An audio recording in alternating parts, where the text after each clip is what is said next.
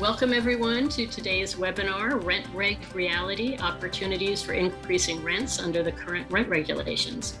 I'm Heather Stone, Executive Editor of the Habitat Group, which publishes the monthly newsletter, New York Apartment Law Insider, the annual guidebook, New York City Apartment Management Checklist, and the New York Rent Regulation Checklist. I'd like to thank the New York City Real Estate Expo for inviting us to present today's webinar. As I said, we don't have very much time today. We've only have a half an hour, so there won't be a Q&A, but we will be following up, sending all the registrants a link to a video recording of today's session, as well as information that the panelists refer to. We'll be sending further materials to you all. Okay, well, without further ado, I'd like to introduce today's speakers. Eileen O'Toole is the principal of the Law Office of Eileen O'Toole. She's currently revising the last edition of the Rent Regulation Checklist. She is the author of that nice guidebook. We expect the next edition to be available in the early fall. Eileen's law practice focuses on counseling owners and prospective purchasers of residential properties on rent regulatory issues, as well as appearing in court actions and administrative proceedings to litigate disputes over leasing, rent overcharge, vacancy deregulation, harassment, modification of building services, and other housing issues. Next, I'd like to introduce J'Nell Simmons from LandlordsNY, a social network exclusively for New York landlords and property managers. She's got her ear to the ground on the hot topics consuming owners and managers of rent-regulated properties and apartments in New York. J'Nell, take it away. Thank you, Heather, and welcome everyone. Thank you for joining us. See some questions coming in. We do have limited time this morning. This is a 30-minute webinar, so Eileen and I are just pretty much going to dive right in. However, the session is being recorded and will be shared. You'll likely receive a link within the next couple of days, I believe, following the presentation at the latest. So we'll do our best to cover all the information and then provide follow-up in an email and video as well. So let's dive right in. I think we can probably operate under the assumption that in terms of definitions, when we say MCI, IAI, that some of these acronyms we're using, that everyone, we're all on the same page there. So on that note, just to get things started, Eileen, after really going back to 2019 with the passing of the Housing Stability and Tenant Protection Act, or the Rent Act of 2019, pertaining to MCIs and IAIs particularly, there seems to be some confusion that I've seen among our members. Some are operating under the assumption that it's no longer or not worth it. Could you explain the differences and what options are available for increasing rents, speaking regarding MCIs and IAIs specifically, and what changes the Rent Act of 2019 had an effect on those opportunities? Okay, we are going to be, with the link we're sending you, we are going to be sending you some summary materials on just the bullet points of the changes in the law, because a lot of people know that, and it's a lot of minutia to cover in our time. But individual apartment improvement increases, as many of you know, are now restricted so that an owner cannot collect an increase for more than $15,000 spent on up to altogether over 3 IAIs. I mean, you may spend that on 1 IAI in a 15-year period, and it's supposed to be a temporary, not a permanent rent increase. We're still fairly early on in that 15-year period, and I mean, without speculating one way or the other, none of us knows when or if the law may change again. And I certainly know owners who are spending at least $15,000 on improvements while apartments have become vacant since 2019. And these are being added to the rent stabilized rents. DHCR now has set up tracking of the increases through the registration process, which didn't used to exist. So I certainly still think it's worth it to get some rent increase by doing IAIs. It's also important to maintain your documentation. And one of the things that may come up, even if you had IAIs that were done before the law changed and there was no limitation on how much you could spend, there were different requirements under DHCR policy for how much proof. Did you have to have cancel checks and a contract and an invoice and photos and some kind of engineer's statement if there was a challenge? At different periods of time you needed more information, so it's important to keep whatever information you have, and if a challenge comes up, depending on when the work was done, you may need more or less documentation, and you may have been free, if the work was done before June 14, 2019, to just collect for whatever your IAIs were.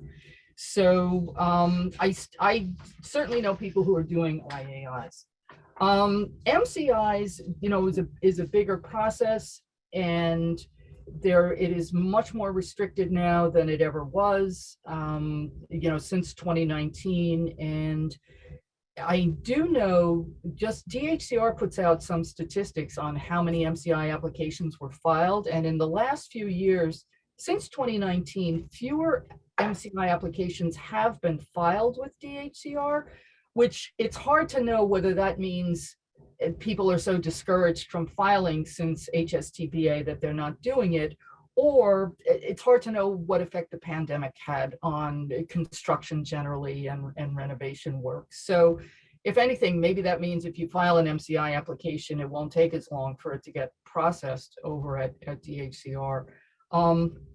One of the major changes, aside from making the amortization period longer, making the rent increase annually that can be collected smaller, that came in with HSTPA was a reasonable cost requirement. So DHCR has now, since 2020, they've issued an annual reasonable cost schedule for what they will approve on the cost of MCIs. There is a provision, and I would recommend that people look at the DHCR website because things do change periodically.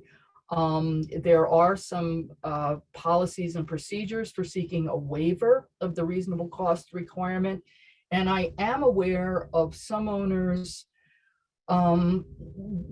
probably on this issue using attorneys, have challenged when they file an MCI application, and if they don't get full approval for everything they spent, there are some challenges to the reasonable cost schedule out there. They have probably not played out as far as they may, through DHCR and the courts yet, but they are out there. So any questions about IAIs or MCIs that you see from your members, J'Nell? Anything specific? Yes, and we've had a few, actually, there's several questions popping up here. I guess a question would just be, I'm always interested in your experience or case studies, or do you have any examples that come to mind of the types of increases you've seen from any of your clients? What I have noticed, just with one of the things that comes up with MCIs more in the past few years, and there's a little confusion because the policies have changed. There are restrictions on getting MCI increases if you have any hazardous or immediately hazardous violations on the building.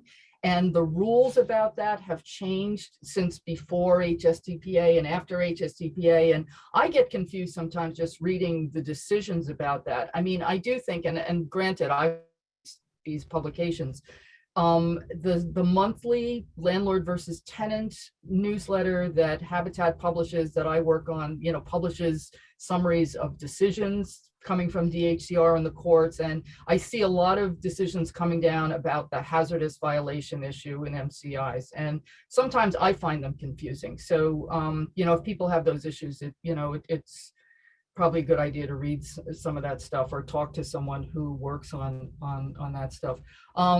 There are certain things like what they call group work that were disallowed by HSTPA. I've seen a number of decisions on that in the past year where, if you replaced all the kitchen cabinets in the building or all the kitchen appliances in building, for all the apartments. That was called group work, and you used to be able to get an MCI increase for that, and now it's disallowed. Thank you. Moving forward, one of the probably the most when thinking about these types of opportunities available for increasing rents, combining units is among our members, and what I see in the forum in terms of topics of discussion and a lot of confusion or maybe some misunderstandings. Could you talk us through the process, the laws surrounding the combining of units? And it isn't just taking a bathroom or pushing down a wall necessarily in certain instances. Do you mind to just kind of walk us through the process of legally combining units? Yeah, and that is something that, the question has been out there since once HSTPA was issued. Combining apartments remained one of the few ways left available for setting new rents. And it's really been more a matter of case law and policy than what's in the rent stabilization law or code. But what it's basically meant is that if you had two rent stabilized apartments next to each other, they both became vacant, and the owner combined the two to create a new apartment that was, combining, say, two one-bedroom apartments became, a 4 or 5 bedroom apartment by combining them. And we have to create that new apartment is the key, correct? Right. So you create the new apartment by combining the two prior apartments, and you have a new apartment. You were allowed to set a first rent, and that, at whatever the market would bear. And that rent, there were some different decisions on that. That rent, if it was above the deregulation threshold at the time, it was possibly a deregulated rent. Now there are no deregulated rents for anyone. So if you combine two apartments today and you set a new rent for the new larger apartment, it is whatever the first rent is thereafter subject to rent stabilization increases. On the other hand, if you had a large apartment and you split it into 2 apartments or 3 apartments, if it was that big, you had 2 or 3 new units that you could set the first rent for at whatever the market would bear, but it was thereafter, subject or would be subject today to rent stabilization. What is out there, and this is among the materials we will send the attendees, there is pending legislation in Albany. It's been sitting for a while. It was first reported, I think, last June. And one of the things in it are proposed changes to the rent stabilization law that would limit the rent increases that you could collect for a newly created apartment. And just reading that draft, I find some of it a little confusing, and it's not real detailed, and it may be subject to further change before anything even happens with it, if anything happens with it. But that law is basically saying now that if you have 2 apartments and you combine them to create one bigger apartment, the new rent can't be more than what the rent was for apartment A and apartment B. So if you had, 2 $1,500 rents, the new rent can't be more than $3,000, and it's a rent stabilized rent because you have to use the amounts from the, from the prior registered rents. And at the same time, if you, you have to add them. But then if you take an apartment and you split it up, you can't charge more than the proportionate rate that would come out of splitting the apartments. Then you have to base it on what the prior rent was. As of today, there hasn't been much activity on that bill since it was introduced up in the state legislature. You can track those things online, where things are. Again, the legislative session for 2021-22 is supposed to end in June. All kinds of surprises can happen. Who knows if something may get pushed through. So this is a time of year to pay attention to this. But the bill that was introduced last June, there has not been much activity with it. with it since then. So I know that combining apartments is something a lot of people have asked me questions about as well in the last 2 years, since HSTPA went into effect. Some of the highlights or more common mistakes and how to avoid them. Perhaps you could offer some words of wisdom. We know we're looking at new C of O. In terms of the rents, can you offer any sort of concessions, 3 months rent that might affect perhaps that first month or that first rent on the new unit? Are there any opportunities there, or is that a good or a bad idea?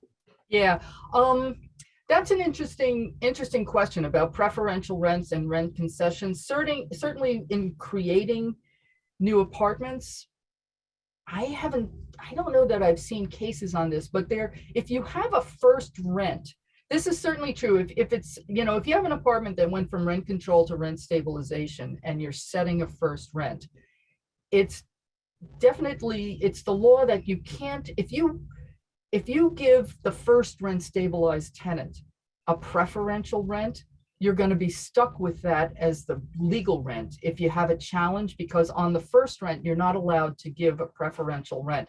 This comes up with the 421A program also with setting first rents. Now, I don't know if you create a new apartment and set a first rent, but also give the tenant a preferential rent. I haven't seen cases on this, but there may be some question as to whether giving a preferential rent is going to lock you into that being considered the legal rent. I'd say that's a question right now, and I don't know what the answer is.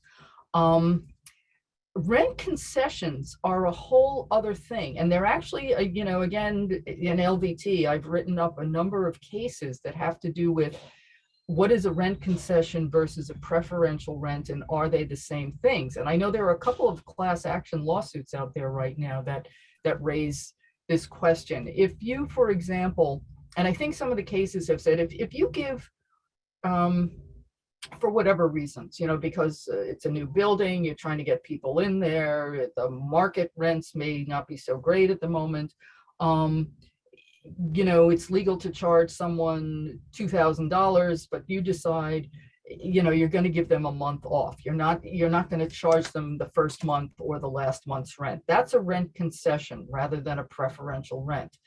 And a rent concession, is limited to when you give it. It's not something you have to carry through the whole lease period as you would have to with a preferential, or the whole tenancy period as you would with a preferential rent. But a rent concession, like if you give more than a 3-month rent concession, there have been issues that have come up with that. Is that really a preferential rent? And you're going to be stuck giving a preferential rent to tenants throughout their tenancy. So there are some issues with that, but there still seem to be a lot of instances where owners are giving tenants preferential rents and rent concessions. So it seems to be something that owners and managing agents utilize a lot in renting apartments. And thinking of additional opportunities, so we've touched on MCI and IAI combining units. There's a vote coming up soon. The Rent Guidelines Board have been meeting. I'm not sure if any of you have attended or joined or spoken at any of those hearings, but we have a vote coming up. So with the Rent Guidelines Board, and it looks like there's going to be an increase. What can you offer to owners relating to the upcoming RGB vote? What can they do, or RGB vote, pardon me, what can they do now? Renewing current leases, non-renewals, what wisdom could you offer surrounding? Well, I would just units? Encourage owners and managing agents to pay attention to the renewal leases. I know sometimes there are issues, and again, the past couple of years of pandemic, the pandemic period has thrown everybody off in a lot of ways in how they do things or don't do things. And, there have been issues with eviction moratorium and you can't proceed against people. There have been issues with people being able to pay rent, and you've had, owners waiting on whether people were getting ERAP assistance to pay rent. Sometimes people don't renew their leases, even if the rent is proper, and even if you send the renewal notice, even if you send a second one. And sometimes owners or managing agents, they may not pursue it with a particular tenant for whatever reason.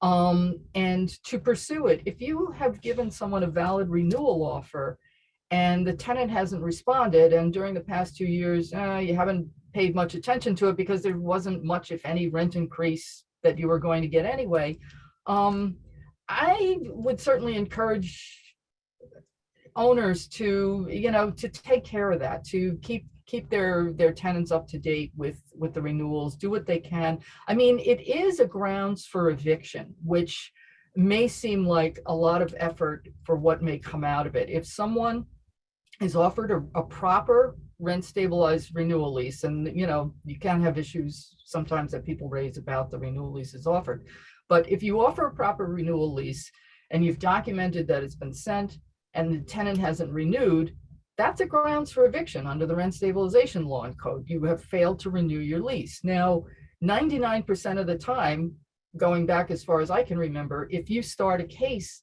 in housing court against the tenant for failing to renew the lease, the court is going to give them the opportunity to renew the lease. And if they do, that'll be the end of the case. And but especially now, if the guideline increases are going back up somewhat again, and hopefully, I would think for both landlords and tenants, this whole thing in the past few years of having these split increases, if it was a 2-year renewal, you were having one amount for the first year and one amount for the second year, or there was one, if you had the 1-year renewal but you couldn't collect any increase for the first 6 months, that's got to be terribly confusing for everyone and just hard to manage, the paperwork for it.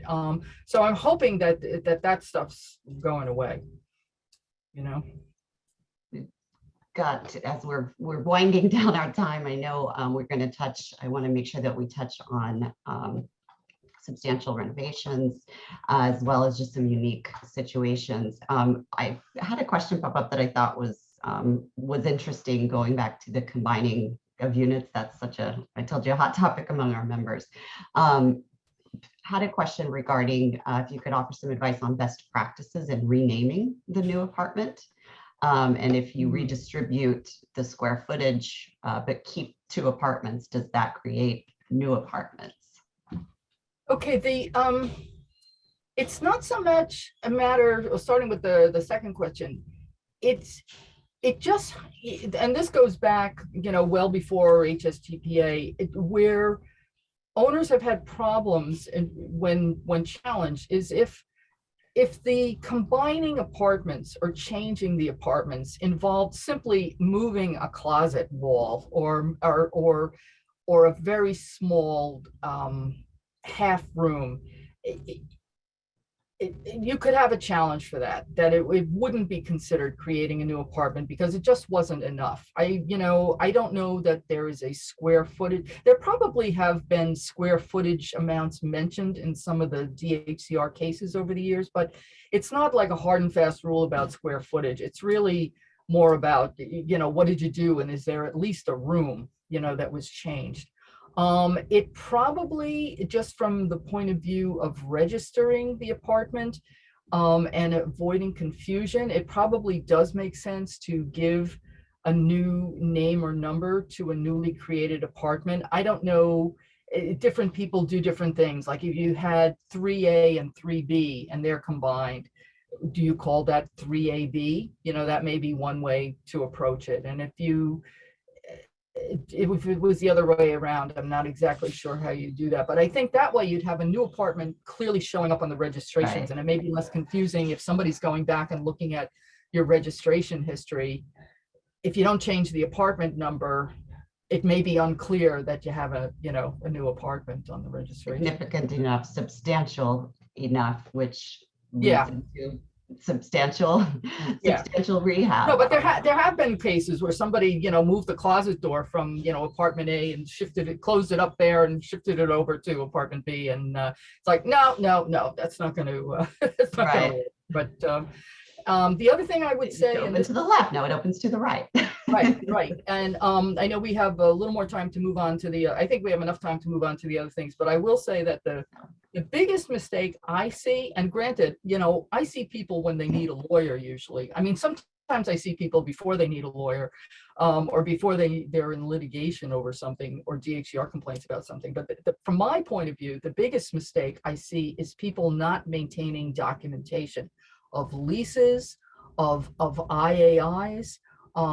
It's, there are people and entities who buy buildings who don't get documentation sufficient to prove, that's where you're looking at it as a hypothetical.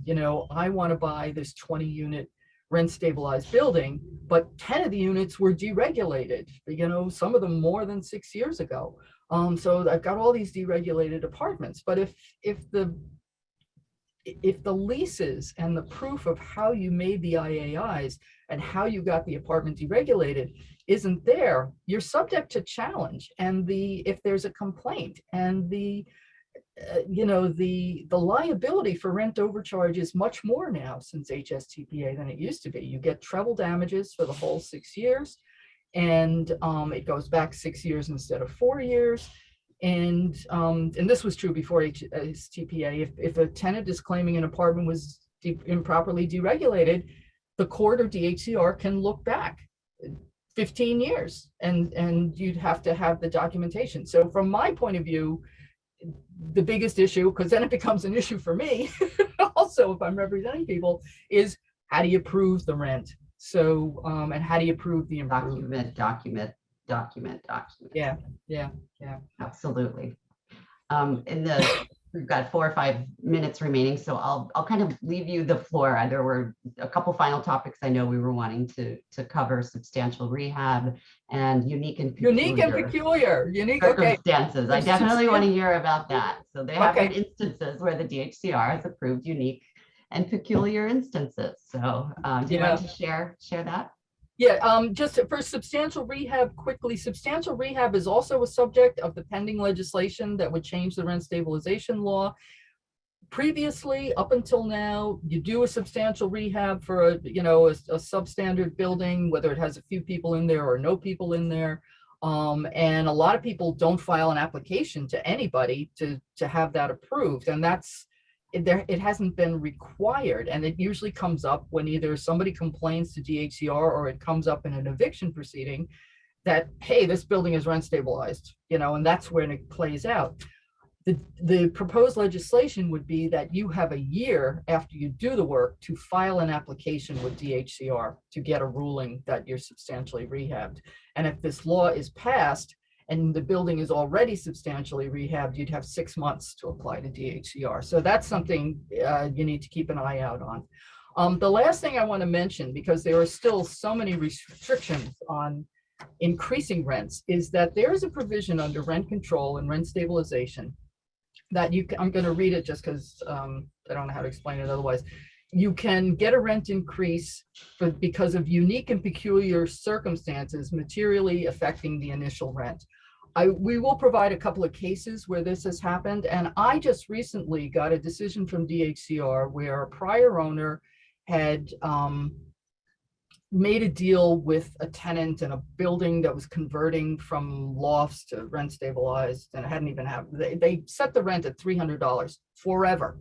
The new owner buys the apartment, has this $300 rent. We filed an application saying this is unique and peculiar circumstances, and DHCR in fact has ruled and more than doubled that rent, which is still a low rent, but it's a lot more than it was. So it is possible under both rent control, where I've seen it more, and under rent stabilization, under the proper circumstances, to get a rent increase for unique or peculiar circumstances.